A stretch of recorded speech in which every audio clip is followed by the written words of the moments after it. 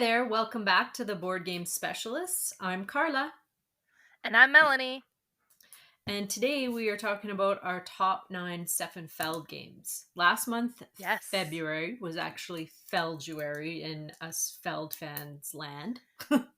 And so we played a bunch of Feld games. So we are going Yes. to rank our top 9 of those. Maybe we didn't play all those last month, but No. um, some of them got new ones got played that had never been played before from us. So we're going to do that. Before we get into that before we get into our fresh plays, I want to mention our sponsor. We do have a sponsor. It is Games and Couples by Ashrat Online Counseling. And it's really cool because they recognize the act of playing cooperative games together, um, which gives you many opportunities to like apply different principles of different kinds of counseling, which is good for co-op, um, Yeah. conflict, and all kinds of things, which I find so cool because games is like, to me it is equivalent to sports, learning life through sports and learning life through Mm, games. There's so yeah. many lessons you can learn in them, and it's a lifelong lesson, I believe. Like, growing up as an athlete, I learned so many different life skills playing sports. And when I injured my knee very Kind of bad and I transfer those couldn't, skills to games. yeah, and I couldn't play sports anymore. And then when I started to become a gamer, it fulfilled same kind of things for me. And then I also realized these are the same kind of things that I learned in sports, how to cooperate, how to win, how to lose, how to, just how to deal with emotions during stressful times. Like, there's so many different things that Yeah. it's so cool that they're using that to counsel. I just love that idea. And I know you had said in your past it had helped you. Yeah. Maybe not like it wasn't with your marriage, but afterwards as well. So Yeah. it's just such a neat thing. I Yeah. love Now, it. games are great. Hmm. Pro games. Yes, they're awesome. So before we get into our top 9, what have you been Yes. playing lately? Well, you know what? I'm going to like I've played a few games. One, like, me and Lee started rewatching the Alien series, so we played one of our Alien themed games, but I'm not going to talk about that one. I like to do that, like, movie and then game themed days. But I had a game day on Thursday. Lee was out of town, so took advantage of that. And then what was really cool is some of the local ladies came for my game day and then brought some of their kids. And one of the kid brought a friend. He's like, "Okay, you got to come and check out this room." And he's like, "Look at all these games." And then he's like showing his friends my game room. And then they ended up playing all night. And then they ended up playing Dice Throne, and that was great. But one of the game that we played that night was the first one we played actually was Raw. And oh my god, this is just such a neat game. Like, it's a simple push your luck a little bit bidding game. Because you start with these 3 tiles that have like a numerical number on it, anywhere from like 1 to 13. And there's always the one that's put down in the middle. And then what you're doing is you're using these to kind of bid on the tiles that gets added. And it's kind of like a tile selection kind of set collection type game, right? So you'll take a turn pulling a tile from the bag and you add it to the lineup. And we just keep doing that. And then depending on what tiles come up, like how attractive it's going to be. It's like, okay, well, there's a Nile River. That's great. And, like, the Niles Rivers will score you 1 point each, only if you get a flood tile. So you want to get the Niles Rivers, yes, of course, but you need the flood tiles in order for those to score. So if there's like Niles Rivers and flood tiles, now it's like, oh, this combination is getting more attractive now. At any time on your turn, instead of putting a tile, you could bid. You invoke Raw, and you take like the little god statuette and you put it in front of you, and then everybody bids before you, and then you decide to bid. Now, if you invoke Raw, you have to bid if nobody else has. If it was a tile that came out, because you can have raw tiles that'll like initiate the bidding, everybody can pass, and you would just keep adding tiles, and then it wouldn't nobody would get the tiles. But then if you do, and then I bid, like I'll take one of my big tokens in front of me and I'll put it in front of me, like, okay, well, I'm bidding 5, and then somebody could outbid my 5 with, if they have a bigger one, right? But so let's say I win it with 5, then I would put my 5 token in the middle. I take the one that was there before, and if it's the first round, it's always like number 1, and you put that face down, and then you take all those tiles and you add that to your set, and then different tiles are going to score differently. Some is like the more different ones you have, the more points it's going to be. Some is like sets. If you have more of similar buildings, then the more they're going to be worth. You have like the river, as I mentioned. Some is just like, if you have the most, you get 5 coins. If you have the least, you lose 5 coins, and so on. So it's kind of cool. But then sometimes you'll get a tile that actually destroys some of your tiles. So it's like, well, I don't want that one. It's like, but then eventually, depending on all the other tiles that gets added, is like, okay, well, maybe the other tiles outweighs the deficit of like the broken tile one. So, but then, so you do that until you've taken all of your 3 bids, because you only have those 3 tokens, right? And then once that board fills out, you score all your tiles, and you'll do this 3 times. So you score all the time. Some of them have like a scarab icon on it, and those will stay. Some gets discarded, and you have to. So like the flood gets discarded. You keep your river, but you won't be able to score it again unless you get a flood tile for the next round. So then you start again. But then all those tiles you got that you won. So like I had traded my 5 for 1, so now I have a 1. And 1 kind of sucks because it's low. Everybody can outbid my 1. But so now you have these new tiles that you would score, and then at the end of the 3rd round, these tiles also is whoever has the highest sum gets so much points. Whoever has the least lose, and so on. So, but it's, oh my god, it's satisfying. It's a simple, pleasant game. You've played Raw, right? Yeah, I like it. It doesn't get Yeah. played much in my game group. They don't really love auction games, so whenever I get a Oh my chance, gosh. I do have Yeah. it No. because I really like Yeah. it. Yeah. Yeah, like I have the second version. I don't have the new version. They just reprinted it, and it's very ornate and it's very fancy looking. And I have the version before that. But like we were playing, and then like Kayla was over, and she had arrived just as we were about to finish up, and she's like, "Look at this board," and it's like, and feeling it, all the like Egyptian artwork, and then it's all embossed. Like it's Mm-hmm. a neat version anyway. So I'm okay with my version, but that was Yeah. that was that That's one. stunning. And then the next game we played was Modern Art. I mean, and this one, oh my, it's another bidding game, and it was so much fun. So depending on the painting you put up for bid, and we take turn putting a painting for bid. Either it's like, okay, it's an eyeball, so it's open bidding, and you just, everybody can bid whatever they want, as much as they want, until somebody sold it, and it comes with a little gavel, and you kind of, okay, sold. It was like Yeah. so much fun. You And got, then that's there's a one that's fancy like, copy you got. oh yes. Mm-hmm. So yeah, I really liked it. And then you got like another one that you could put up, and it has like times 2. So you could bring a second painting of that particular value, of the same artist, and then you can bid for 2. And then everybody's kind of open bidding on these. Well, no, you're not necessarily open bidding. It depends on what the second one gets brought out. And then Mm-hmm. sometimes it's like a dollar sign, and you set the price, and the first person to accept your price gets the painting. Or sometimes it's like a question mark, and everybody puts a closed fist bidding with like the money in your hand, and you reveal, and whoever has the most gets the painting.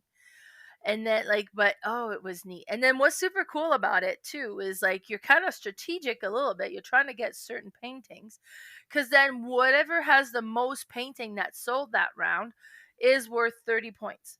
Then 20 for the whatever's the second most, and 10 for the lead, for the third, because you could have other ones that just don't get a value. So then at the end of that round, you sell your paintings for that money. Then you do the second round, and you do this again with the cards you have, and you start bidding on these paintings. And it's going to happen again. Whatever is first position is going to be awarded 30 points. But if they were awarded a dollar value before as well, then it's actually 30 plus whatever was before. So for us, it was 30 plus 30. So then these paintings would now be worth 60. So it's like, oh, that's really attractive. Like, so now you're bidding more for the green painting. And then, but then, you know, if it had previous value, but it didn't get a value this round, it's not worth anything. It stacks up, but as long as it's one of the top 3 painting of this round. So we had green like 30, 30, 20, so it's worth like a lot of money, but then nobody has green painting anymore, so it doesn't get, so even though it had all that value assigned to it, it doesn't get a value anymore. You don't get to sell your green painting for anything. But it was so satisfying, just kind of trying to figure out what should I bid for, how high should I bid. Well, that probably would be worth $60 at least if um it gets, but then there's 2 there, and I'm about to bid on 1, so there's going to be at least 3, so that's pretty positive. And then the round ends as soon as there's 5 painting of 1 artist, and then it's like you're done, you don't even sell the last one. But oh my god, I was impressed. And then my friend was like, "Okay, great. Well, then do you want this game?" And I'm like, "Really? Yeah, I do." So he brought it. It was in shrink. We pulled it open, and then he's about to move. So he's like, "I have all these games I'm going to have to sell." So I was like, "I'll buy it." So then I kept it. So, but it was good. Oh my god, it was good. Awesome. Well, I look forward to what else he's selling. Send me Right? that No list. kidding. Yeah, I was like, "Well, if you need, I could keep your games in storage." And he's like, "No, I'm moving with them." I was like, "Okay." Huh. Nice. Awesome. Yeah. What about you? What have you been playing lately? Well, one I'm just gonna brush on because I can't really talk about it because it's a campaign game. But we did finish my island, the campaign, me and Oh, okay, Cherry, good. and Yeah. it's awesome. So for all of you who are wondering about that one, if you've played My City, that was the first one. That one was really good. This one is a lot more complicated as it goes. It adds in some really thinky stuff, like especially near the end of the campaign. But yeah, it was really fun, and we ended in a tie, which is so weird. It was funny because at the beginning I was quite behind because I was trying to build up some things. I wasn't concerned about winning. Then in the middle, I snuck ahead and was ahead almost till the last 3 games, and then she caught back up and we tied. So it's awesome. But I did play. I picked up Imperium Classics. Now, this is a Oh, okay. civilization card game, and I've Oh, heard so neat. many things about it, mostly for the solo play and solo play and 2-player version of it. It's not one game you'd want to play at multiplayer. It's very long. It would be Oh. very long at multiplayer, and it's there's a lot of head down thinking. So your turns could take a long time. But what you're doing in this game is you each pick a civilization, and in my copy I'll name a few of them. There's like the Greeks and the Romans are the big two. That the reason I bought it, because me and my husband always joke about that. He's Greek, and so I'm always joking the Romans are better, and so this is going to be perfect. I am going to play him as the Romans and he will be the Greeks. But that was the reason I picked this version. But there's also like the Celts are in there. I'm trying to think who else is in there. There That's pretty cool are, though. oh, now I can't, I'm blanking on the rest, but there's 8 different um factions you could play. And so you all start with this deck of cards. You all start in a barbarian state. Oh, there's Vikings in there too. I really want to play the Oh, Vikings too. cool. And then Yeah. as you play and go on, you will become an empire. And then you have stronger cards and things. But really, all you're doing is trying to have the most points at the end of the game, like 90% of the games we play. But how you do that is you start it with 3 actions, and it's a deck builder. So you'll start with 5 cards, and you have these 5 cards in your hand, and you can play them as actions. You can do things like getting more materials or getting more population. There are some cards that will actually give you more actions because you only start with 3. And so what you're doing is you're acquiring or breaking through to get more cards, which are some like uncivilized cards, civilized cards, some new nations, some new oh, what's the name of that one? I can't remember it. But so you're doing these things, but you're also, you could be taking things from the other person. You could be giving them unrest. And unrest are these cards. And if you don't want to have a bunch of them in your deck, they're all worth -2 at the end of the game. And the thing is, if you take too much unrest and that pile runs out, that will end the game. And whoever literally has the most of those loses. So both of you or however many are playing, you will try to not. You'll try to keep that pile built up a bit so it never comes down to nothing, because you want to be able to play out the game and figure out all your points. The neat thing about the deck builder is, though, with most deck builders, when you trash a card, it goes out of the game. Whereas in Yeah. here, you technically, when you trash a card, you put it in your history. So, and which is very Oh, thematic, because right. things you do go down in history, and then those will give you points at the end of the game. So Oh, it's I kind love of it. cool. Yeah, it's neat that way. That sounds cool. I'm There's like the addicted to Civ games. Yeah, I know you I think me and you could play this. I don't think there's a lot of people who would have the patience for this game. It took me a lot to learn this game. I know everyone's like, Yeah. this rule book is terrible. Oh no. The newer version, which is like this big box version of it, which I didn't want to start with, has a better rule book, but Right. very much more complicated nations. So I wanted to start simpler, and plus I wanted Yeah. the Romans and the Greeks in there. But it's really Right. neat. I think you would be interested in this. We might have to try this at some point, because you're really Yeah. into Civ games. But yeah, it's really neat, and I played it. I only tried it solo. I haven't tried it with John yet, but the solo bot is really simple and easy too, and they play just like, almost like the player. How they designed it was so cool.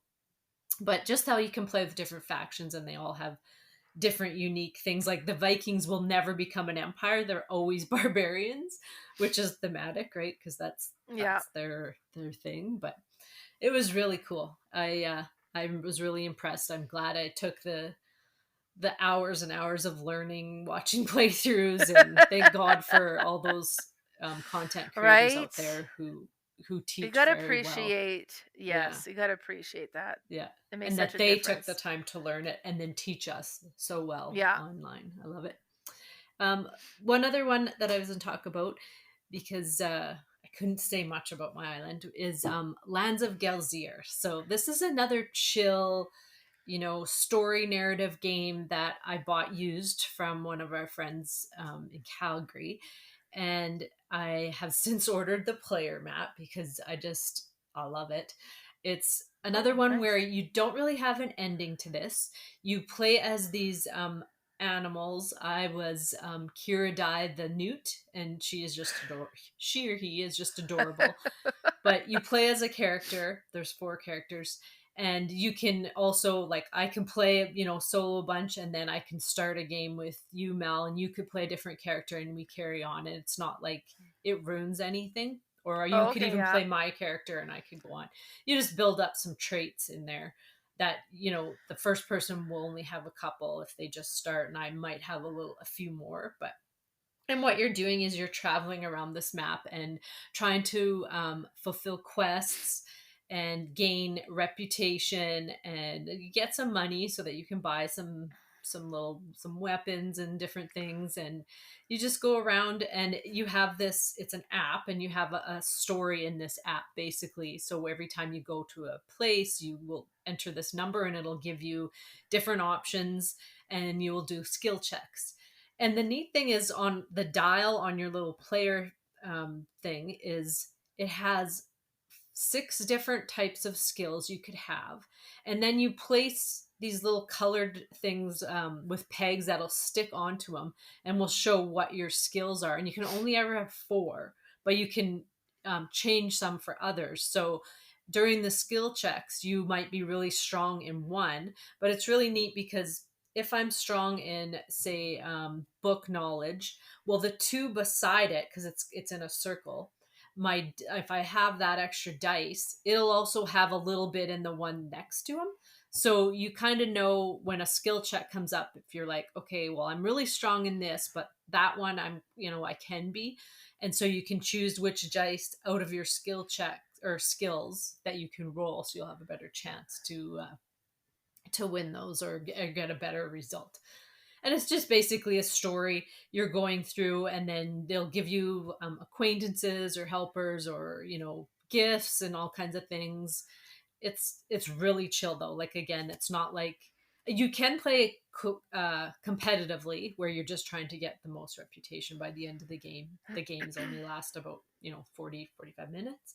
So you could play it that way, but I don't know that that would be a fulfilling way to play it. It's more just let's sit down, go through this little story about my character and see what kind of adventures I can go on.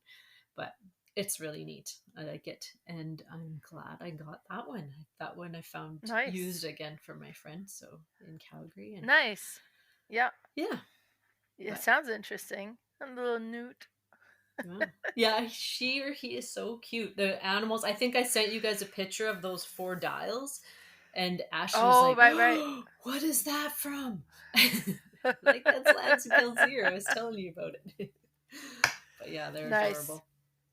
And I think they're coming out with a new one. Nice. So they are from the whole family of Dale of Merchants and the Dawn of the Peacemakers. Oh, yes. Okay, And yeah. now they're coming out with another one, and I can't remember what it's called, but it's kind of the same line, but you're playing a board game, but you're trying to um uh not heal, but break up the wars instead of like war games. You are the peacemakers there, but you're trying to, I don't Oh, know okay, how it yeah. plays, but it looks really neat, and you Yeah. get to play the little animals and stuff. So yeah, but we Cool. might try one of those today. um Okay, well, let's get into our top 9. Feld, love Yes. Stefan Feld. He's definitely one of my top designers for sure. And you were concerned you wouldn't get the 9, but you did. You said you did get a top Eh, 9 out of it. eh. So let's hear We're your number bending. 9. We're bending. My number 9 is Marrakesh, which was created in 2022. And it is my number 9 because I own it. I bought it from Ashley. She had the essential edition and she was purchasing the deluxe edition. And she's like, "Do you want to buy this one?" I was like, "Yeah." So I bought it. I have seen it play, but I'd never played it myself. You Because will this is like love an it. involved game. Like there's a Yeah. lot to it. And you have like all these cubes were like the different resources and the tower that you put them in, and I think from what I understand, like depending on what you go in, what might come out. And like it looks involved, now it looks amazing, but I just didn't. I was like, okay, we need to play Marrakesh, and then I was like, okay, no, it didn't happen. It didn't happen. Oh yeah, no, we will play it because you'll love it. And it isn't So as that's why. involved as it looks. It looks like, because Okay, there's because so it many different things looks, going on. But once you yeah, learn it, you're like, oh, this is actually. I mean, the rules are pretty easy. good. I'm not going to say the actual strategy is easy because it's Because like I'm goes looking, so like I many have a different picture in ways. front of me now, and you have your own player board, and Yeah, you have this part where you like tuck in things on the top, and you have like all these different, like the player boards are fairly big. Plus you yeah, have like the board in the middle with all these tiles on the side and all these tiles on the bottom, and then like this tracks and kind of yeah. No, things it in it. looks Like more it complicated looks than it is. involved. Yeah, but it's awesome. And Definitely then the awesome. river at the top, yeah, it looks like there's a lot going on with it. Yeah. But Oh, yeah, I it can't does wait for look you to super play it. interested. I You'll love know. it. I can't wait for me to play it too. But that's the problem. I have a lot of games like that. Yeah.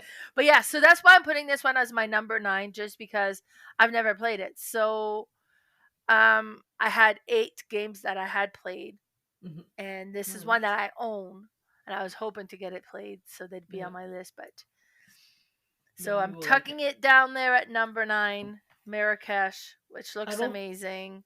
I don't think I've found anyone who's played it who didn't love it. Like Oh, okay, everyone, like I good. know our friend Murr, he played it for the first time, and that was his first Stefan Feld game, and he's like, Oh, "Oh, really? this is good," and I'm like, if you like this, you're gonna like all his You need games to you probably." need to look around, yeah. Yeah. There's more. Yes. Awesome. But yeah, so that was Well, my number 9, Marrakesh. all right. Well, my number 9 is Trajan, and this one's made in 2011. Now, this one I haven't played in a while. This wasn't one I got played last month, but I Right. do remember loving it. It has this really cool Mancala action selection where you Yeah. all have these boards with this little Mancala rondelle where you're picking up these cubes and you drop them just like you would, and then where you land is where you take the action, and depending on the power and the color of your cubes you get to do all kinds of things, and there's so many things in there. um, you can go to the um, no, I can't remember the name of each section, but there's like set collecting. You can get these cards and set collect the cards. You can go kind of do the military route where you're just trying to area control different areas on the map.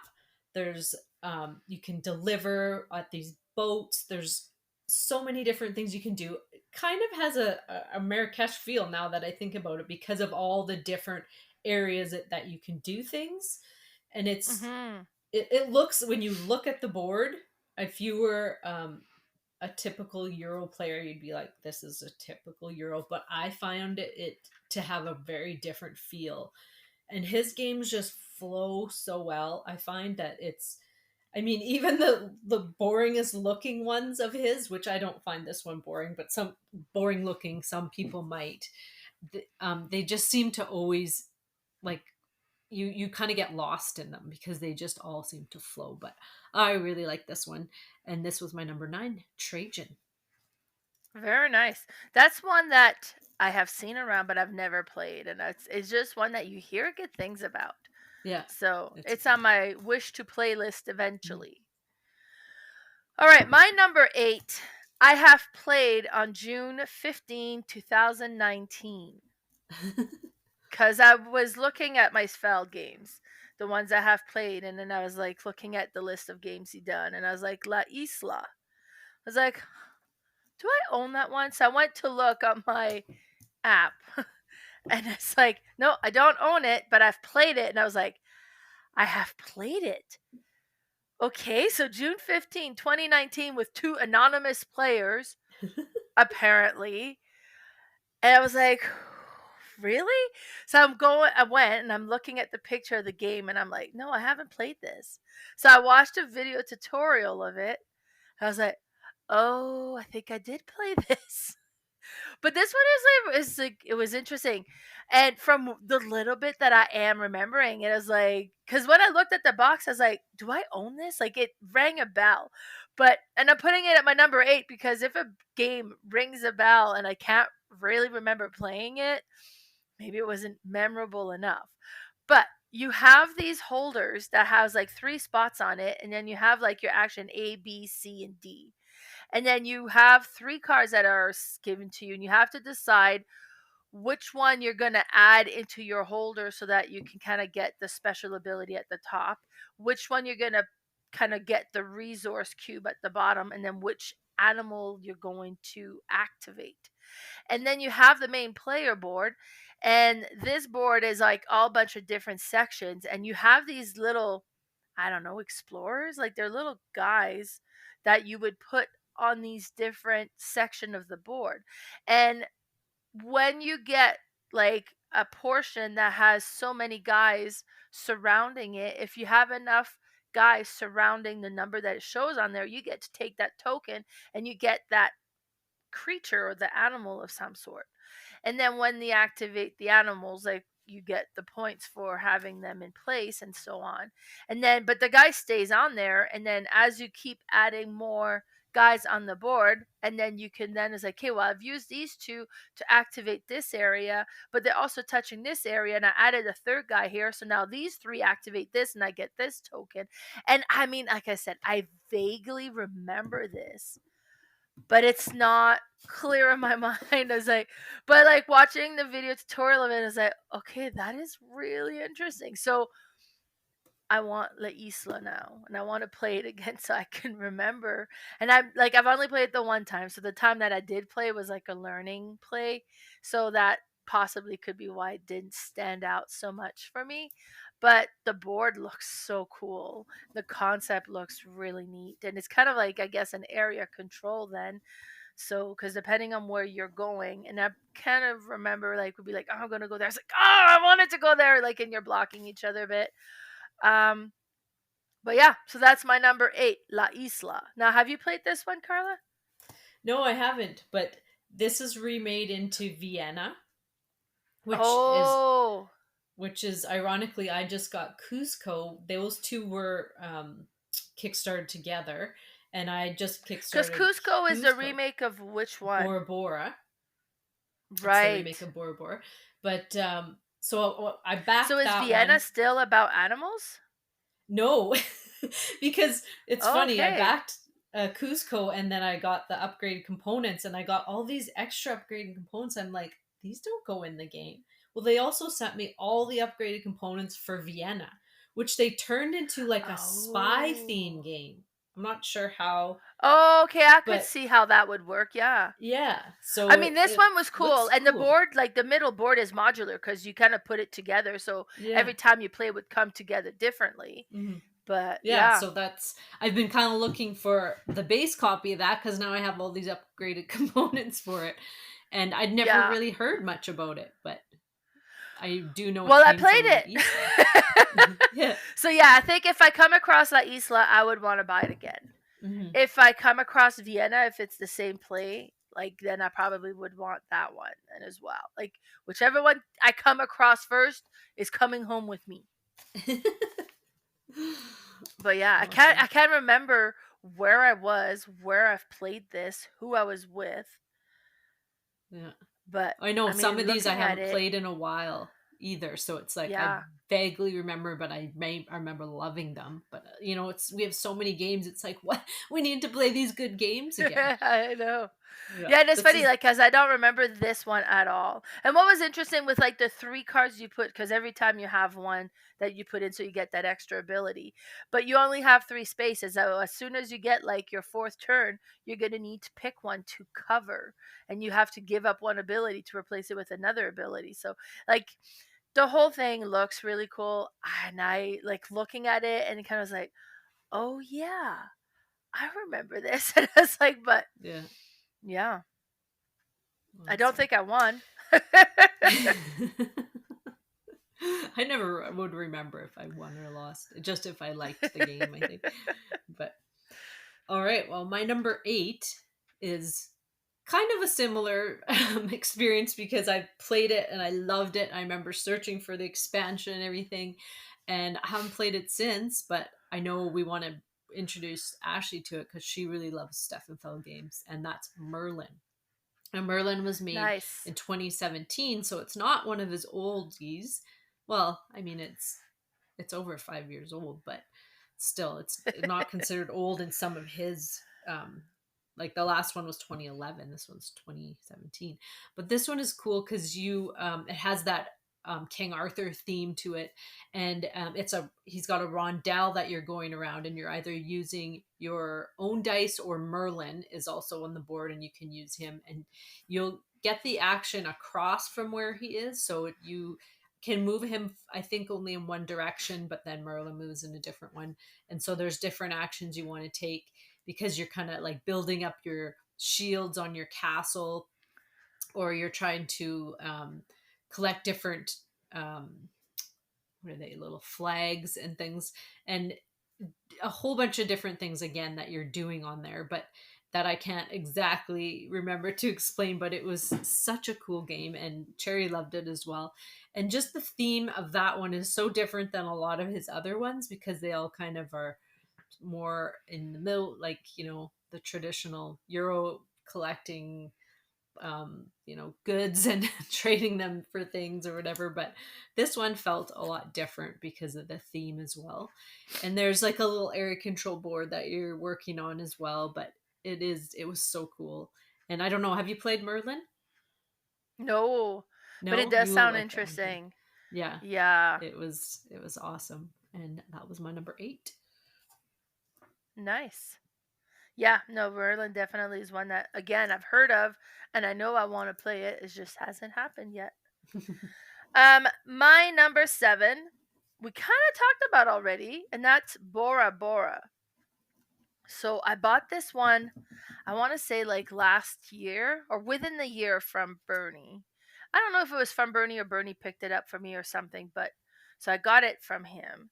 And I played it just this last month, finally. So I was like, okay, I gotta get my Stefan Feld game for February. So and this is when I got to the table. And it was interesting. Like, first of all, you got in the bottom corner on the board, like the action that you like the order of the action that you're gonna be doing, and it's really well described. So it's like A, B, C. So A is you roll your dice and you have these different tiles that have different action, and you can assign your dice to activate it. And I can't remember if you have to play lower or higher than what's there. It's one or the other. But so if I play a 6, and I think is then anybody who wants to play there has to play a dice that's lower than a 6. Mhm. But if I played like a 3, then you would have to have a 2 and a 1 if you wanted to go here. So it gets really limited, and you're like, you roll your dice, it's like, okay, well, I think he probably wants to go and do that, so I'm going to put my 2 there. So you really kind of cripple that space. So you would get a lot of that in there, like where it's like, oh man, I really want to do this, but you totally messed me up. Like, so, but I mean, there's a bunch of different other action you could go and do, but there's a lot of that going on, so be aware. And then one of the actions that you can do is like get a man from the village that will do different things, but they also kind of like there's two different aspects to them. Like they do a thing when you get them, but there's also like for the men they have like a tribal tattoo assigned to them or a different amount of them, and then for the ladies they have like shells assigned to them. And then when you activate them, you would get those that you could add up. Now the shells are going to be able to be traded for jewelry, and you kind of get like a set collection going with the jewelry, and some jewelries are worth more than others. But then it also depends on the gold cards that you get, because some will like you'll have different goals that will give you points for if you have this, or depending on what you build, right? With the tribal tattoo is you have like a board or section on the board where you move forward depending on how many tribal tattoos you've collected this round, and that's going to give you points. The more you have, the more points you kind of reach up to. But it also sets your play order and your tiebreaker order as well, right? So then it's beneficial to get, so you move forward. I found like the first few rounds I wasn't getting any of that, like um and then you have like on the island where you can go and put like a little hut somewhere on the island that have different numbers assigned to it. But one of them was like, yeah, you can move, you would sign your die so that you can move on the island. But depending on what you've put on there, I think where you can go on the island. And then each portion of the island, it also has like a fish, numbered fish kind of like, and that's how much value you get out of that one as well. Like there's a lot of different going things. Then once you've done those actions, you can then go and activate your men and women, and then you can also kind of build like this, like your little village on your board, and you would put tiles, and then depending on where you put the tiles or what it covers, what you're going to get, because as you put stuff on the island it gives you resources. So I have a wood and sand, and I can, okay, well, I'm going to spend the wood and sand over here because that's where it is on my little thing, and I can replace it with a little island, which again uses the numbers. So depending on if it's a number 1 2 with the dice as to what tile you can put over there. But so the whole thing was really interesting, but it's one of those games where you don't have enough time and resources to complete what you're hoping to be able to do. You're going to be left lacking, like you want to do more than you can be able to do. But the player board was so well designed where you had all the different things that you can do. It kind of showed all the different things you can do, and it showed how everything worked. And then I didn't even talk about the god cards, because you get the god cards that gives you kind of different ability that you can activate, where you can mitigate your dice to change the value of your dice, or make it so that your dice can, it doesn't matter, you can play dice or somewhere. But I was impressed with this one. It was good. It's but be aware, this is one, as I mentioned, that can create frustration, as like you totally blocked what I was hoping to do, and now it's all wrecked. So, but it was Well, you neat. do have the So god cards that can manipulate dice sometimes, so it yeah, can help you out. yeah, Those are savers. yeah, for sure. So you got that. But yeah, so no, it's neat. It's a neat game. Like all the different aspect of it was kind of really cool, and I really did enjoy that. I'm because Cusco is the remake of this Mhm. one, right? So I don't know how the theme change or the look of it changed, but I'm sure it does. But Bora Bora was really cool, and that's my number 7, Bora Bora. Awesome. I love it. Bora Bora was, it's not on my list, but you'll see why it's not on my Oh, I list. have suspicions. but I do love it. I would play it anytime too. So my number 7 is Oracle of Delphi. Now this one was a grail game of mine that I was trying to find for a long time. It is has not been remade. I'm sure it will be remade in the future, but until then, I did find it in Canada during that October free shipping. So I got that shipped free to me. I paid for the game, but at least I didn't have to pay the shipping. And I got that to the table, and it was just awesome. Another one of his very different type of games. I guess he does have a lot of very different ones, but I had only played kind of similar ones. This one has like a Zeus theme. So you Oh, are traveling around, you set up these like tiles, and the setup is quite complicated because you have to set up all these different hex grouping hex tiles, and you have to make sure some are not together and whatnot. But after that, then you are all have these little boats that you travel around, and you're trying to complete tasks, and it's a race game. So you complete tasks. I think there's two, four, maybe 10 or 12 that you have to complete. And so you will travel around trying to, it's like a pick up and deliver, collect things and then deliver them over here. You might have to fight some monsters because those are, you have to fight at least three of them, I think, and win in order to complete those three tasks. You have to find different tombs or something of your kind. But if you go to one and you flip it and it's not yours, your color, then you do get to do a cool action with that. So it's quite neat because you are using dice, and it's kind of it's not a rondel, but you have your action board is you roll these dice and you put them in these spots, and then you can move them around with different tokens, so that if like I needed, like it's in a circle, say I was at 12 o'clock and that's where my dice was, but I needed one two over, you could pay tokens to actually use that action. And so the actions will help you move your dice, they'll help you fight and do all kinds of things. But it has that feel of what's it called, the quest for El Dorado, where you kind of get close and it's mm, a race game, so you're like, I just need like three more turns, and then somebody did it in two turns and you're like, oh shoot. But it's nice. really cool, and I'm so glad I finally found it. But I'll be curious to see if he remakes this and what theme he would put on it, because this is a really cool theme where you're traveling around the sea and trying to do all these different things. But that is my number 7, Oracle of Delphi. Nice.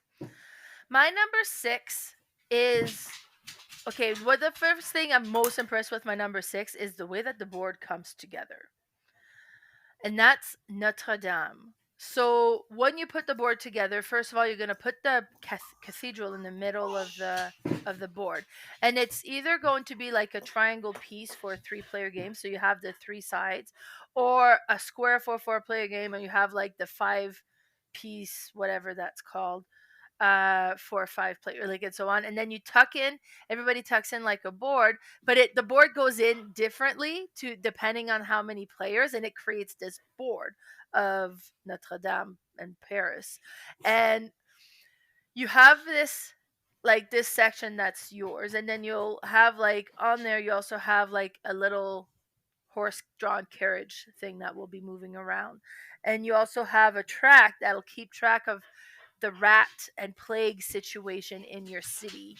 And then you have the different, almost like pie section of your own personal board that have like different things associated with it. And then what's really interesting as well is I played this one a long time ago, is like the board game Bash of Blood, and my friend Duncan had taught us how to play. And one of the things that struck to me that was kind of the most unique with this game was the action selection. And what's going to happen is we all have our own deck of cards, and they all have like different colored backing, so you know which one is yours. And you're going to draw 3 cards, and you're going to look at those 3 cards, and you're going to pick one to keep, and the other 2 gets passed on to the next player, and then you get the other ones, and then you're going to keep another one from like the other players, and so you don't really know which action is going to be coming to you, and then you're going to add that, and then you get a third one, and then you're going to add that, so you have 3 actions, and you're going to do 2 of those actions. and you're gonna kind of hide what the one of the actions you didn't use, so you don't see like people. It's not really clear as to what action is going to be coming in the future, so it has like that really kind of cool hidden action selection thing a little bit. Like it's hard to plan ahead just because you don't know what you're gonna get. But some actions are going to allow you to kind of activate or put like an influence in a section of your city. And for most of them, like when you activate them, the more influence you have on there, the more they're going to give out. So if you have like one, you would get like one cube, or maybe one victory point, or maybe it's going to give you one gold or something like that. But if you add more influence to it, it's going to give you more as well. So you kind of want to build the influence in this different section. You have like one card that allow you to bring like your friend and activate a location, and you have like this different little kind of hat meeple whatever that kind of goes on there, and then you get to activate that, and then you'll have some action that allows you to um lower your plague, because you can't, like, it's bad if you get too many rats and the plague is out of control. And then also you can send influence to Notre Dame in the middle of the board to rebuild this cathedral, or to build the cathedral. And the more influence you have on there, because the cathedral will score certain times, and then whoever has the most influence will get the most points. Um, it was it was a neat game. I played it a while ago, so it's one that I own. When we played it, we played my own copy, and I was like, "Oh, well, I have this game. I bought it from you. If you know how to play it, can you teach it to me?" So that's why we played it. So I knew how to play it, but it's one that I need to play again. Uh, just because I remember it being neat, but the first time was my first time playing, and I was fairly new in the hobby, so I think I would have a different appreciation for it now. Now, looking at the board, it's fairly beige looking. You have all the It's different very color beige. Yeah. pieces. Like it's the beige era. There was an era where a lot of those games were very beige looking, and this one definitely is, but it's cool. They did redo like a 10th anniversary edition, so I don't know how that one compares and how I it think looks. that's the one I have. I don't think it's much different, but Right. So, and I have like the original one, because this one is from 2007. So ooh, that's an older game. what's his old? I'm But gonna yeah. look up his oldest here. Yeah. So I guess the 10th anniversary edition would be 2017. As I should see when that one come up. 10th anniversary kind of answers that question. I But wonder when. so yeah, that's my number 6, Notre Dame. See, this one I have on my shelf, and I was hoping every time I come to your place, I'm like, oh, what was the game I wanted her to teach me? That was Oh, one of them. that's one. We need Yeah, to so make like a physical list. I know. Like get a whiteboard that I have on the wall so we could see what Yeah, the list is. and then we'll go Games to away play for a with who? weekend and play all those games. A weekend. We need to go Yes, away for a month. a week, a month. Yeah, Yeah. that's right. When one of us All right. retires, we will do that. I Okay. told Lee, I was like, when I Yeah. retire, I'm doing a month-long retreat. People can just come as they want. Yes, open Okay. house. Yeah. Awesome. All right. Well, my number 6 is Amsterdam. And now this one was a newer one made in 2022, only because it's a remake of Macau, I believe.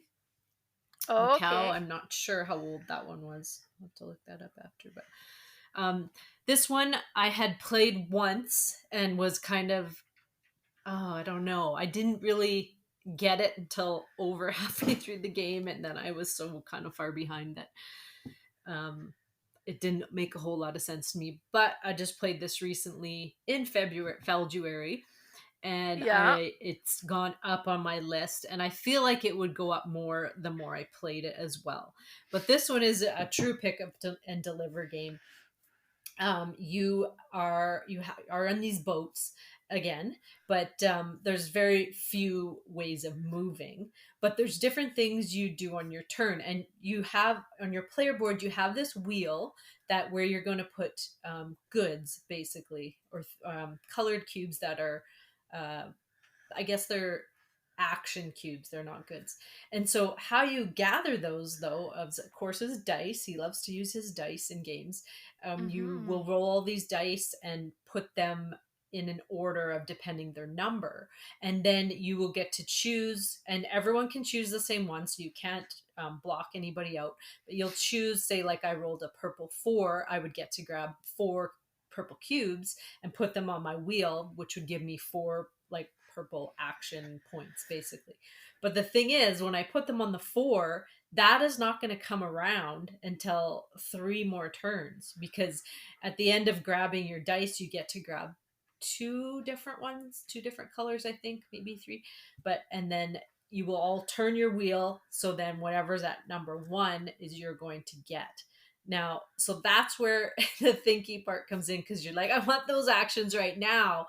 But if I took a 1 orange, I'm going to get 1 orange, which I'll be able to use right now. But if I took a 4 purple, I'm going to get 4 actions 3 turns later. Now, there's 12 rounds. You can play a shorter game of 10, but you wouldn't want to do that, because as you're creeping up to 10 is when you get all these juicy things built up. So you want to play the longer game. It's only 2 more rounds extra. So what you do then is, once you turn your wheel and you get all your cubes out that you've put there throughout the other rounds, you'll get to do those actions. So depending what colors and what how many you have, you can do different things. You could just move up this like boat track basically, um, which gives you points and maybe some bonuses as you go on throughout the board. It's like, something you kind of usually do with your leftover actions. But the main things that you want to do is you want to go to these places that you can collect these actual goods. So if I had 3 purple, I could go and grab this 3 purple um, good, which might be like a piece of glass or not, marble or something, and then I would put it on my boat. So having it on my boat now, I can travel to where it needs to be delivered. Now, that would be another whole action. You'd need cubes to do that. You can travel to these different ports and deliver them, and certain goods want to be at certain places, and the first person to deliver them is going to get the highest points. So there's like a little mini race that way, where you want to get to the first port possible with the good that you have. Then you can also pick up people at these ports. So I might pick up a green guy, but he wants to be delivered over there. So I've dropped off my marble here, picked up this green guy, but now I got to head over there and drop him off. And again, if you're the first one to drop them off, then you're going to get more points as well. Now, doing all that, you also have these objective cards that you might want to have all the green people delivered, because then you're going to get big points. There's also this little black market. If you don't want to deliver goods, you could just sell them there, which will give you more cubes or money, because money is very tight, and you need money to sometimes activate cards or move your boat. But there's also a whole section of card activation, where you choose these cards at the beginning of the round and they go on the bottom of your board, and you want to get them to the top. So you have to pay different action cubes to get them to the top. And then once they're up there, they might either be end game points, or they'll be ongoing bonuses that you can pay like a cube to activate it.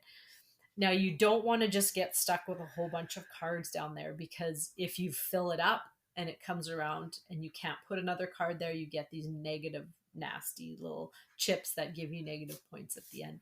So it's a whole puzzle of, how am I going to make sure I activate these cards with the cubes, but also pick up some goods so that I can deliver them and just get the maximum type of, little engine going that will help me do all this. The first game, I was just like, I had nothing going at all, and I was totally lost. But the second game, I just had this really cool engine, and I was, just delivering and picking up and fulfilling everything that I needed to do for my little objectives, except one I didn't complete. But it was just really cool, and I did get to see how the engine worked. The cards are very key. You do need to get those to the top, and if you don't, it's going to be very hard to build your engine. But it's really cool, and it's a bit. I think I thought it was very cutthroat the first time I played, because I was like locked out of doing anything. But as Right. long as you kind of build your own engine, not as bad as you seem. Like people will block you out of things because you wanted that exact good. Oh, that's another thing. When you're collecting these goods on this little town map, you want to try and make a big connection, like in Wingspan Asia, where every time, because you when you pick up a good, you will drop a little chip down, and if you can make a big connection at the end, that's worth big points too. So trying to do that, whereas other people might see you already have 4 connected, let's block her there because she's going to get that big trail. So there's a lot of different things going on here, but it is really a cool game. And that's my number 7, Amsterdam. Nice. And Macau was created in 2009. And I was Ooh. actually looking at both board, like they look so different. Like Amsterdam is very vibrant and colorful, and 2009, like you could tell, it's a lot of beige, but it Beige. looks Yeah. good still. Yeah. I'm like, oh, come on, maybe I want Macau. So that looks good. And so Amsterdam, I was like, oh, okay, yeah, that looks. I Yeah. don't know. It's intriguing. Yeah. So I'd be on my interested wish to list play it the goes. older version too, just to See if see the it's changed difference. much. Yeah. Yeah. Yeah. You get the new ones. I'll get the old ones. Sounds good. Ashley has Amsterdam, so I won't be getting it because Oh, she's okay, yeah. got it. But Right. we could play it. Yeah. Yeah. Nice. That's funny. All right. My number 5 is one that we almost played. Oh yes.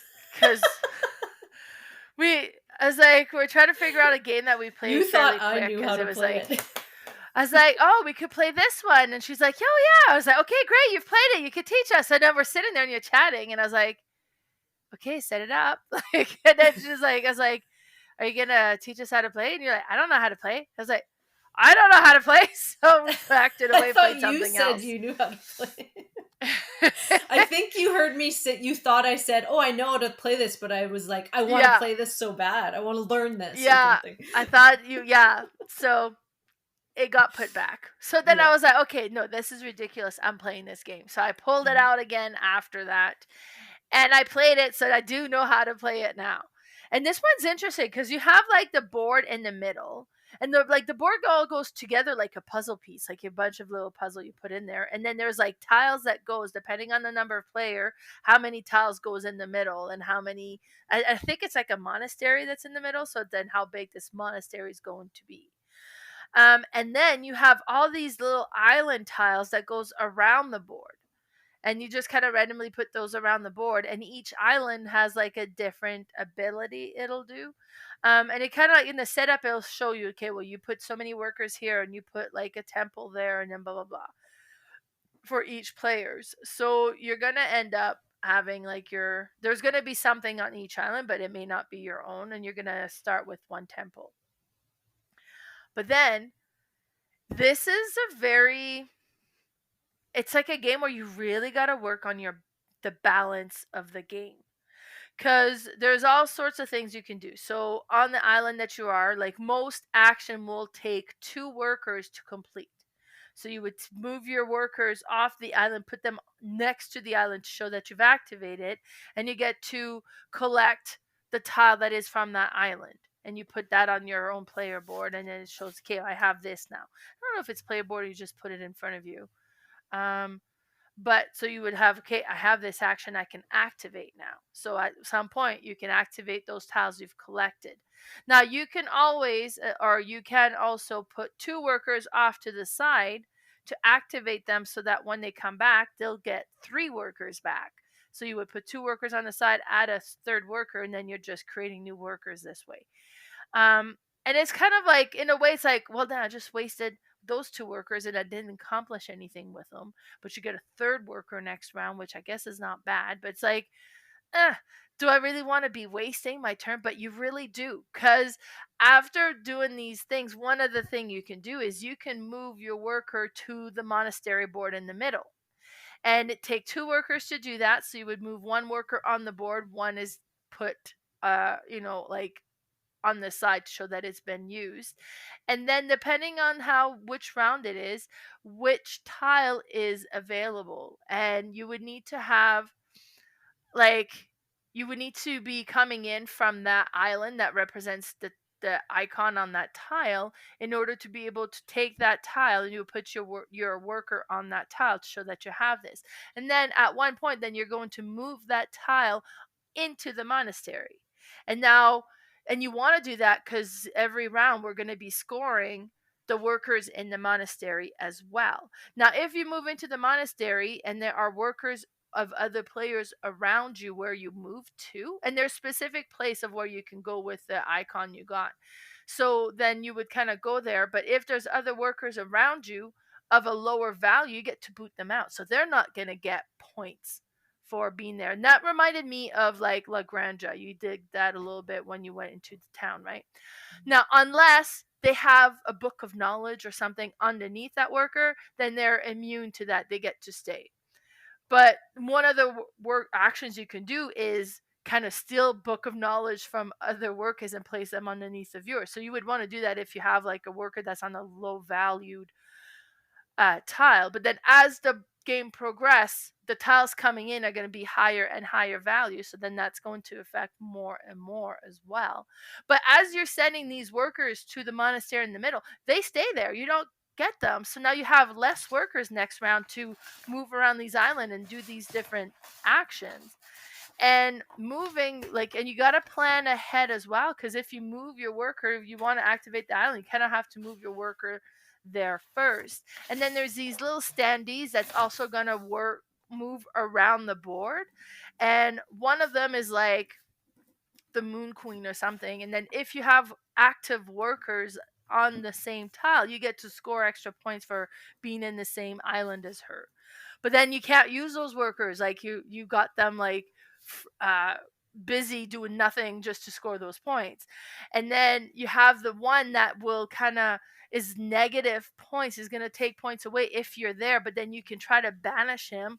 And like, but I found this one was such like, you want to be able to do all these things, but you got to stay balanced. And it's like, but wait, if I activate that island, that means I don't have active worker to score for the lunar queen. So maybe I shouldn't do that yet and do it next round. Like, so it creates anxiety just from trying to figure out how much is too much. Like, it's like, okay, great. Well, now I have like 3 workers in the monastery, so I'm almost out of worker. So now I have to spend my time doing that waste action of getting extra workers that I thought was useless before. And why didn't I do that sooner? But it's neat. And then if you get booted out, then they go, and then you can eventually get those workers back to you. But it's an action to bring them back. And it's neat. This game is neat. I quite enjoy that. So that's my number 5, Luna, which was published in 2010. Is it called just Luna? Yeah. Oh, okay. Right. Awesome. Yeah, I definitely want to play that one, because that one's, I think, really hard to find too. I don't think you can find a copy of that anymore. Yeah, I owned this one a few years. I bought it secondhand, and I just had never played it. Awesome. So this isn't one that they've reprinted then, huh? No, not yet. Definitely not. All right, my number 5 is Hamburg. This is a new one, a new remake made in 2022. This is a remake of Bruges. Now, Bruges was one of my grail games that I kept trying to find, and I almost bought a copy and then found out they were remaking it. So I'm like, okay, I'll just wait for see that. what the remake is. But I mean, considering all these remakes, the old ones are still awesome. Like, they don't, it's not like it's like, oh, those are terrible now, though. It's just he makes them in a different city even, but it's like the old ones are still really good. It's just a different production, right? Nice. So this one is, what really drew me on this is the multi card use, which I love. Oh, fun. Multi-use cards. I love being able to do like a bunch of different things with cards. And he doesn't typically he does use cards, but not in that way typically. Now, there's also dice in this one, so you are mayors, or you're trying to become mayor, I believe, and you're trying to move up this mayor track. And of course there's a whole dice selection thing, but you roll all these dice, and then the black dice is your what do they call it? Like, it's like tragedy that happens. So depending what number it is, you will move this little tragedy track. The word isn't tragedy. What is the word? It's something, but it's something that bad that could happen. Like it might move up something that will actually make you get rid of all your buildings. Like you don't ever want these tracks to get to the end because something really bad will happen. You will lose either all your workers or all your money or something. But there's ways of pushing back these things. And then the other dice, you before you use them all, you could pay to move up this mayor track. And so this one has, now that I look at this game, I can see in Marrakesh how he took little things from kind of all his other games and he put it into that, whereas this like mayor track kind of has a feeling of that the tracks in Marrakesh, they don't crisscross because there's only one track here, but you do want to get as high up on this track as you can. But then with the remainder of the dice, you are going to play actions and with your cards. So depending on what colors you have, and you get to choose cards, and there's like all different stacks. So you get to choose which ones you want. And then you're going to play these cards and either like you're going to build a building or a foundation in order to put that building down. And these buildings will do different things, like kind of end game points or ongoing things. You can actually build animals in this because in the main Bruges game, that was an expansion, but in this one, it's part of the game. There's like different cool things you can do because you're also kind of doing a set collection. At the end of the round, it will see who has the most of something, and then you will get to flip this little tile. And you don't have to keep that. Like, say I was the highest in one area. I don't have to keep being the highest as long as I flipped it once. It's fine. So you just kind of have to kind of meet those as much as you can. You're also building these little walls on the top, and every time you spread out, you start from the middle and you'll kind of go out either right or left. And if you can get to the end of one of them, you get some really cool bonuses. So you're like, well, do I go out one full way or do I just keep going both ways and just get little ones because it's cheaper that way? But as you get wider out, it's more expensive. You're going to get workers, and those can be used as things as well. You can use them as payment for things. There's just a lot going on in this one as well, but it's very cool. And I would play the old one. I'm curious to see the big difference. I don't think there's a huge difference in this one as there is for some of the other ones because the theme is just slightly different in this one, but it's really neat, and I need to play this one again. We haven't played this one in a while, and that's my number 5, Hamburg. Yeah, that one looks cool. And I looked at Bruges, and the Bruges looks good as well. So Yeah, actually it looks really nice, that one. I liked the copy of it. yeah, He did better with some colors in there. nice. Nice. So we're on to number 4, and my number 4 is a game that I played. It wasn't last month. It was a little bit before, but it was within the last year, and I was so impressed with this. And this is Carpe Diem. Carpe Diem was created in 2018. Now, there's two versions. Like there's like a gray box version, there's like a white box version. They look very similar, and I think they play pretty much the same cuz I learned how to play with a tutorial, like a YouTube tutorial from the white box version, but I have the gray box version. So, but they look very similar. But what's really interesting, so you have like this on the main board, like you have all these locations that are on, kind of goes around, and then you can move like across, there's like lines in the middle of what's connected, and you can move your worker from one to one or whatever. And you have these 4 tiles on there, and when you go there you get to take one tile. But what's interesting is like, because there's 4 tiles, but as soon as it's down to 2 tiles, you take one tile, the other one goes away. So it's like, oh no, I thought there's still one of those out there, and then it's just gone. So you gotta really be okay. Well, I really want this. It's there. Maybe I should go get it now because it could just be gone. And when you get these tiles, you put them onto your player board, and your player board is this like dirt grid of so much by so much. And then there's like these things on the outside. And the things on the outside will give you like different goals. So like this one will score for what's on this row for this type of building or this type of crop or something. And so it kind of influence on where you're going to put stuff into your tile. But like the building is, you have the roof. So be like, okay, and depending on the tile you got, say, well, this is an end, so I can put that there. And then it's like, oh, well, this one goes all the way across, so it just kind of adds on. It's like, okay, well, now this one is completed and it's a 3 tiled roof. So you have the yellow roof, that's this kind of building or whatever. Because you're like from up looking down.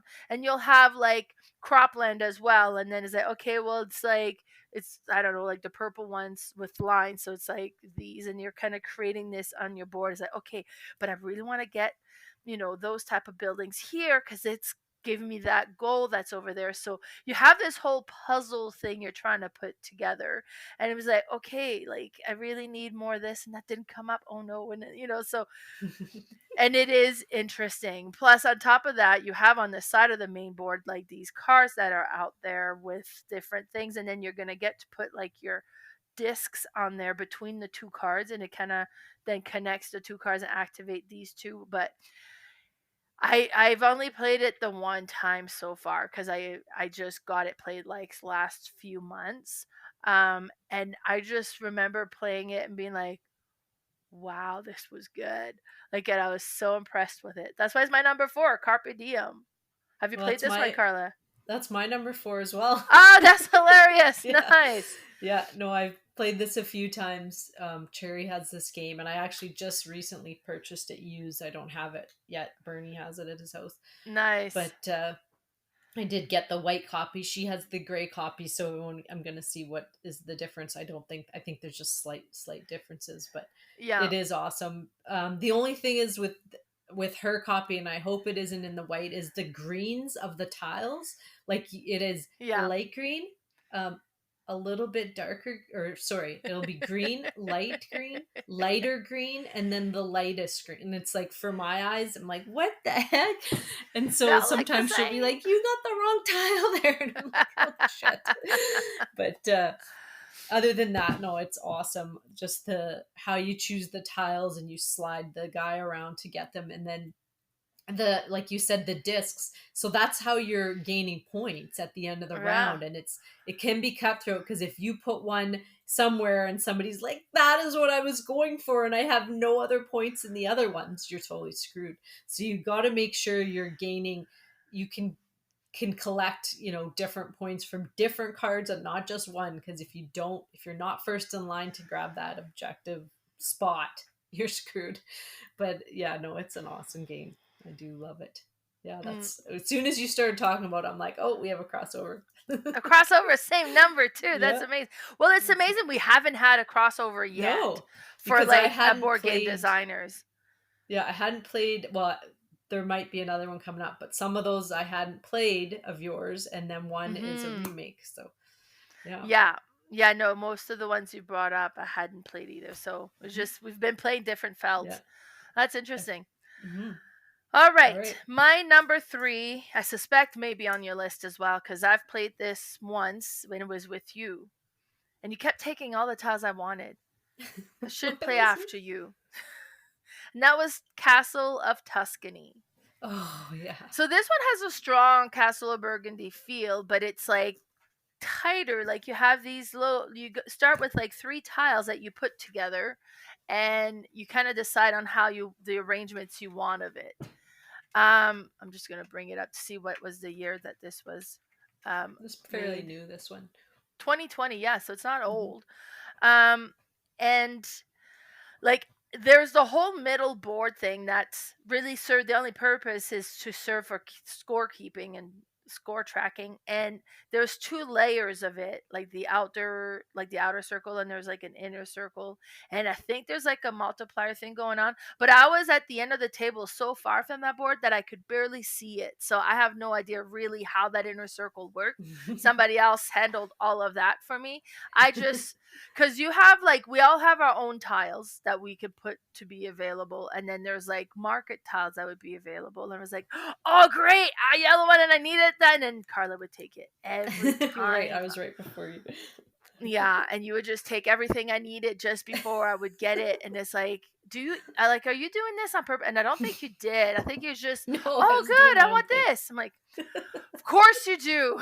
But it was neat, and then, like, it had, like, that we all had our own player board that had, like, the different actions on it, and you could kinda, like, upgrade some of your actions so that you could do more with it, and you're building your little board. Like, and what I like about it is, like, we're all kind of concentrating our own little map, building our own little map. Nobody's there, like nobody can mess with your map other than take the tiles you want. But it was neat. It was satisfying. I quite enjoyed this one. If I come across this game, I will want to buy it. Like Mhm. I quite enjoyed it. And it was neat about like how you would put different things in the market, so kind of affect as to what's going to be made available. Um, and yeah, very strong Castle Burgundy, because the way that the map would score was very similar to that. Like, so when you completed like a cluster, you get those benefits and stuff. So, but it played quicker, I believe. So, Yeah. yeah, it was really neat. I really quite enjoyed this one, and that's my number three, Castles of Tuscany. Yeah, this was my number 10. So I do Ah, love this game though. It's a mini Castles of Burgundy, basically a quicker version of it that I always yeah. think. And a lot of people are like, "What? Why was this even made? What was the point?" But I really like it. If you don't have the time to Well, in the play look of the castles, table, it looks so yeah, different, and it has a really neat looking board, yeah, and yeah. yeah, it is different. Good one. All right, so my number 3 is Cuzco. Now this was the remake made in 2023 of Bora Bora. So the Oh yes. difference in this game, because I do love Bora Bora too, but I just put this one on because it's the one I have now and the one that I'll be playing. I would play Bora Bora with you though anytime. But the difference of this one is instead of the like kind of the Hawaiian theme that it was kind of going for, or maybe not Hawaiian, but Yeah, yeah. this one is more of like a Mesopotamia theme where there's temples and it's the priest track that you're going up. You are instead of traveling around an island, you're traveling around. I'm not sure you're where, but you're these little messengers are running around delivering messages, and that's who your little people are that are walking around to these different places, and they're collecting feathers instead of Oh, building okay. basically. So you have these little feathers on the top of your board that you'll place in, and it's just beautiful. I got the acrylic Oh, version of neat. the components, so when you place these on your board, you do need a lot of space for this one though, because they go there's your player board, then you need all the space around the top to put your feathers. And instead of the men and women tiles, it's scholars and farmers. And so they kind of just changed up the theme of that, but it's the same thing. You can activate them and slide them down. And the currency, why am I blanking on the currency? Instead of shells, it's food. Yeah, you're collecting food and you're buying the points for with food. Um, what else would be That different? game looks so different than Bora Yeah, you wouldn't Bora. even I know that's the know, same game. yeah. But when you play it, you'll be like, "Oh yeah, like everything's basically, the same. It looks way different." But Uh, what are the other differences? I'm trying to think. I think that's basically it. Like for all the different actions that you're doing. I mean, you're still collecting or doing the objectives each round and stuff, but it's awesome. I really like it. I just like the mechanics. So either one it could fit here, but they're both the dice selection. It does include the little expansion, which this is something you could add into your game easy because anytime you roll doubles, you get this little chip that can help you manipulate the dice. oh, okay, So cool. you could just add that in. I did when I had Bora Bora. I just added in these little, like I had extra little meeples that anytime you would, roll doubles, you get this one and then you can use it throughout the game. So it's just something simple to help you manipulate dice. If you roll triples, you get a double one. So Oh, okay, it's, cool. yeah, which Yeah. is, it's neat. And yeah, no, I really like this one. I so many good games. I just want to keep playing and get them back to the table. But I love it, and that's my number 3, Cusco. Very nice. Mhm. My number 2 is the first time I was introduced to this very big popular genre of game. And I had not come across this before. And it was like, what is this? And then I watched a tutorial video of it and he's like, hey, grab your game and play along. And I'm like, we can play along like at the same time. Like I was shocked. And that was the first time I was introduced to uh a roll and write, and that's Castle of Burgundy, the dice game. And it was cool because I watched a video. It's like, hey, grab your game, and from these things, you play along, even though like this video was done in a completely different time. And I was like, what? And I don't even think roll and write was a term yet. Like this was in 2017 that this game came out, but or if it was a term, I hadn't heard of it before. But you have this map, and it's the Castle Burgundy map, and you can kind of go between different, like you would select different map. There was different maps available that would just kind of change the map a little bit, and then you would roll these 3 dice, and one of the dice is a time dice, and it would have like 1 or 2, and you would kind of cross off how much time has gone by, and that would kind of dictate when the round was over. So the more single time you would have, like the more you would get to accomplish that round. If you got a lot of double time, then it would kind of go through quicker.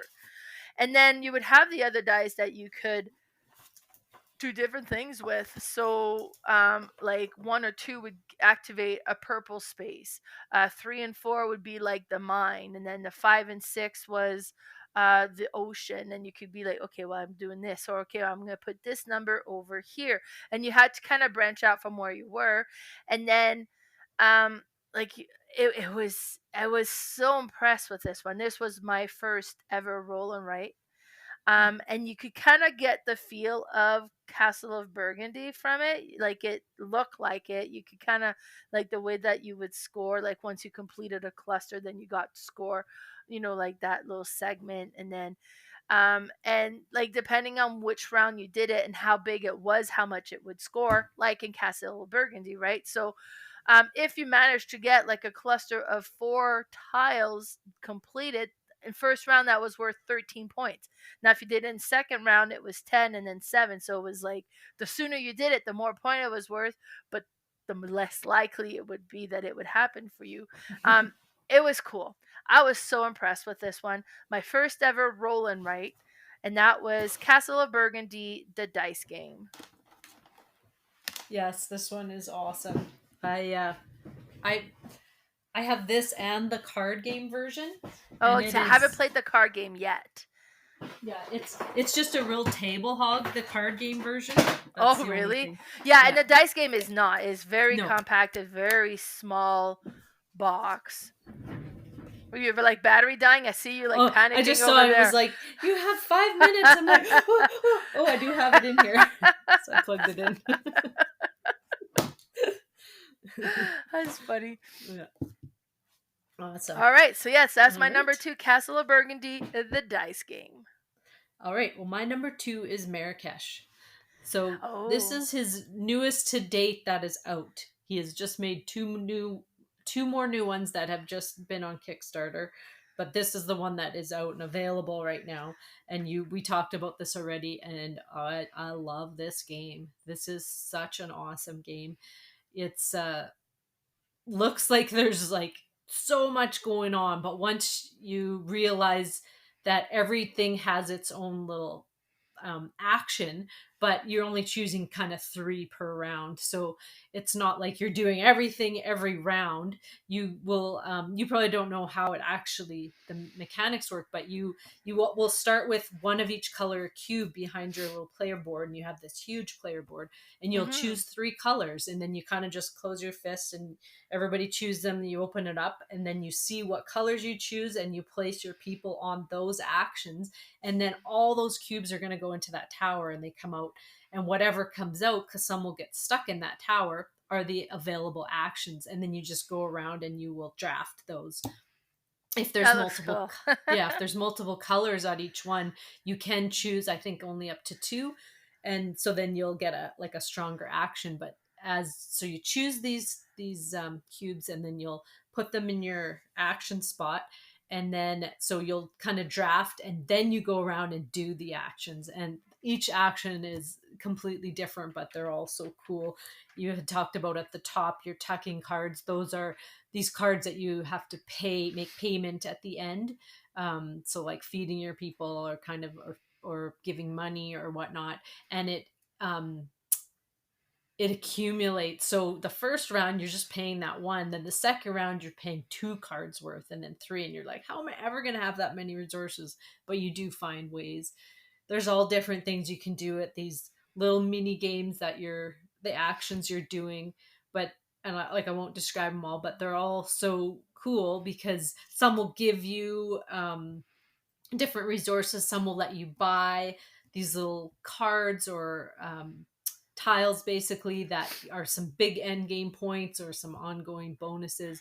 You can move up that little boat track, and then whoever's at the near closest to the end of the round is going to get something.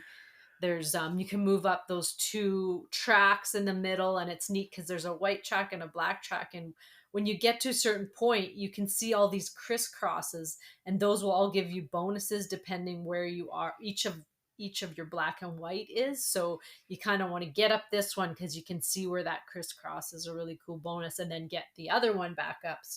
And the higher you get, the better the bonuses of those are. You're building these little walls. Are they walls? Are they called walls? I'm not sure, but that will surround this one area that will also give you things that, depending on the color that you're at, you'll get another action kind of. There's these red cubes that are kind of wild that you kind of want to get, because if you put them in one of your spots and you complete that whole area, you're going to get big points at the end, and you can't do that unless you have a red cube there. There's another area where you're going to open up these end game objectives, and then possibly placing them up at the top to gain at the end of the game. But there's a spot for six of them, but you're only going to be able to score three. So it gives you options. So if you can get six up there and you're like, okay, I'm going to try and work towards all of them, but then your highest ones you'll score. There's this little mini rondelle at the bottom that you always will turn, and you can activate an action in one of those, and they'll give you different things, movement on the tracks or boat movement, just all kinds of different things. It's just a very cool puzzle, which of course I love, and I think you'll love it too. But yeah, so that's another crossover we have, but that's Marrakesh, my number two. I suspect our number one's going to be a crossover as well. I feel like it might.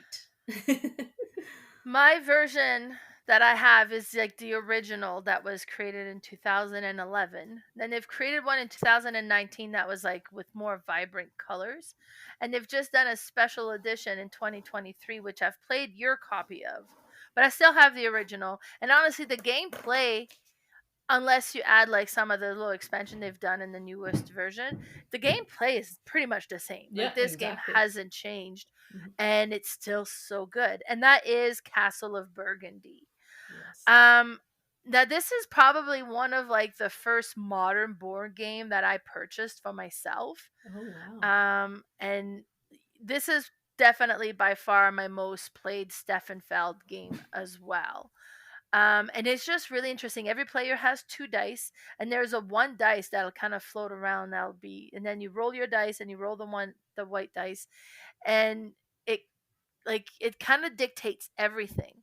So with those dice, you could be like, okay, well, I've got a five, so I'm going to spend the five to go on the main board to take a tile from the section that's associated to the five dice, and I'd be like, I'll take this tile, and then you put the tile in your holding area on your map. It doesn't go on the map. And then you can use the dice. Like, oh, I'm going to use this dice, and it's number two, to take this tile that's in my holding area and put it on my board on the number two space, because this is all like predetermined.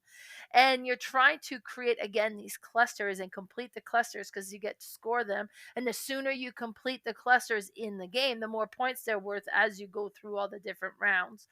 And then like with the but this is one that's very much my copy, especially, that's like light green, slightly darker green, and then you got the yellow, and you got the beige, and then you got like the gray that's all like almost monotone.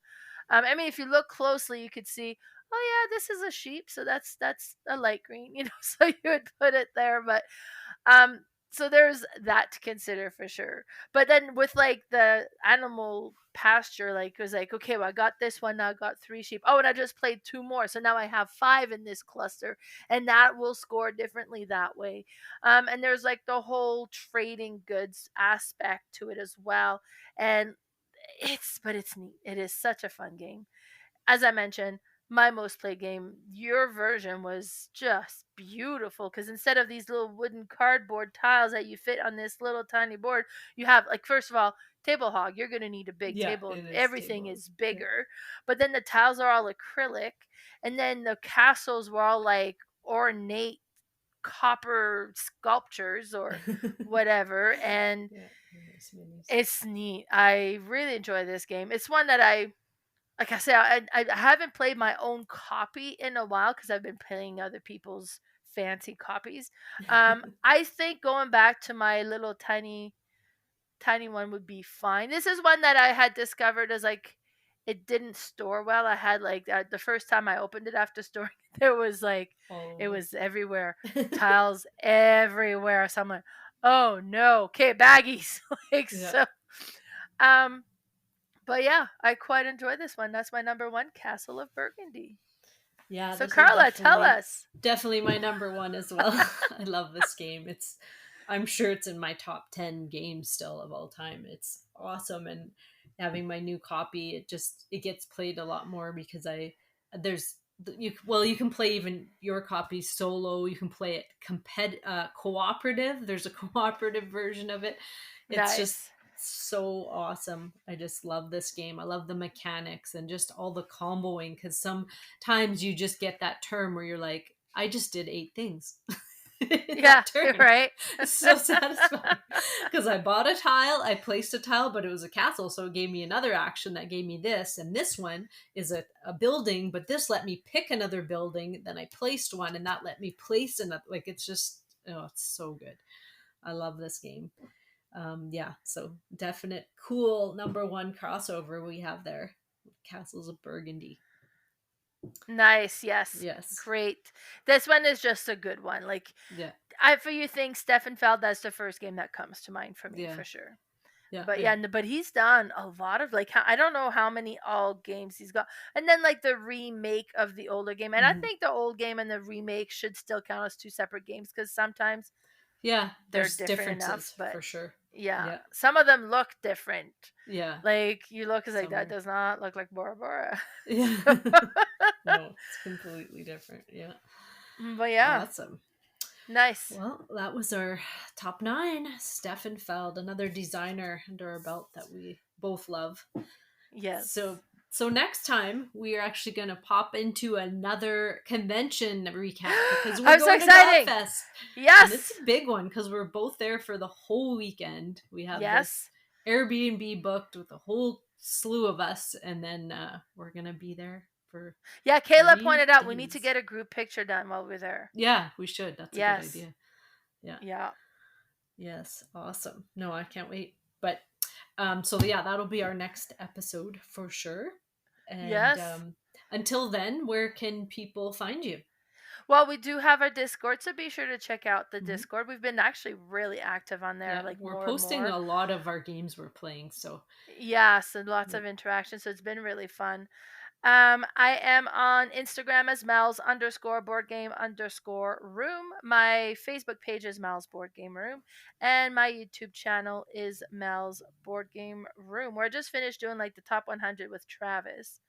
And like you were panicking about your battery, the last one we just posted, we had to re-record because it was like Oh. 2 hours and 34 minutes long because we're getting into like our top 30 now, and then we just can't skim over these games, are too good. And the battery for our microphone died at an hour 43. Oh So like, no. oh no. So And we you didn't recorded the notice? end. No, because the light went off. So the video goes the whole time. You can see our lips moving. So if you can read lips, you'd be Oh, fine. okay. But man, I was like, I want to cry. Oh my god. When Oh did my you god. notice it? A week later. Oh no. So I was like, Travis, you need to come back. But everything is recorded now. So the full 100 is done. Oh, It was okay. really There neat you to see which game Travis played. Like, because he plays complete different type of game than you would or I would. I mean, there's a few crossovers for go. sure. But like, there was some like, huh, make my list. Huh, that sounds interesting. Make my list. And, so it was just neat to kind of get a different aspect of like a new player's aspect of what games he enjoys the most. But yeah, so and possibly in our future we'll have a top 100 coming up as well.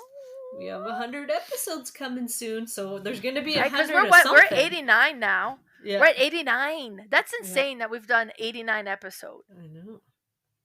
That's I awesome. was speaking Yeah. with Kayla. She says like I only have 30 episodes and I'm fully caught up on all your podcasts because she joined us like part way, so she's trying to listen to the older ones. Oh, yeah.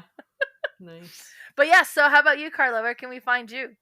I'm at Instagram, boardgamespecialist, all one word, and I have a Facebook page called Red Deer Board Game Fanatics. Yes. Yes. But until next time, thanks for listening. Bye, everybody.